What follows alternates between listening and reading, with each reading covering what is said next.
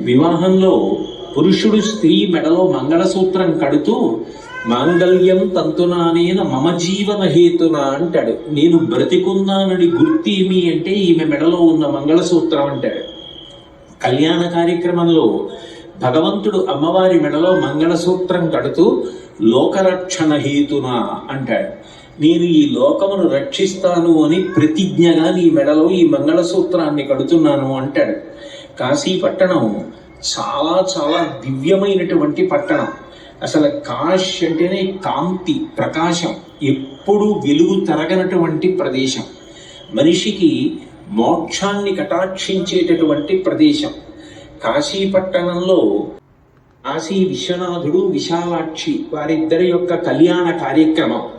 కళ్యాణము అంటే కళ్యం సుఖం అనయతి ప్రాపయతి ఇది కళ్యాణ అని.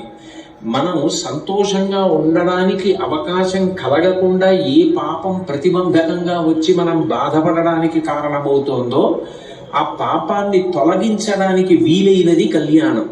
కేవలం కళ్యాణాన్ని ప్రేమతో భక్తితో చూసినంత మాత్రం చేత ఈశ్వరుడి కృప కలిగి మన బాధకి కారణమైన పాపము తొలగిపోయి మనిషి సుఖాన్ని పొందుతాడు అని శాస్త్రవాక్కు. అందుకే ఎక్కడ చూసినా కళ్యాణం చేయడం అన్నది చాలా ప్రధానమైన విషయంగా కనపడుతుంది.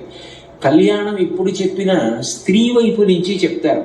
పార్వతీ కళ్యాణం, సీతా కళ్యాణం, రుక్మిణీ కళ్యాణం, పద్మావతి కళ్యాణం. అట్లా ఎందుకంటారు అంటే జీవ బ్రహ్మైక్య సిద్ధి. కళ్యాణం యొక్క ఉత్తమ ప్రయోజనం జీవుడు బ్రహ్మము అని జ్ఞానము చేత తెలుసుకొని ఇక పుట్టవలసిన అవసరాన్ని పోగొట్టుకోవడం. అంత గొప్పదైన కళ్యాణ కార్యక్రమం. అందున కాశీపట్టణంలో వేయించేసి ఉన్నటువంటి జగన్నాథుడైన విశ్వనాథుడు విశాలాక్షి దేవిని వివాహం చేసుకునేటటువంటి ఆ కళ్యాణ కార్యక్రమం ఏదుందో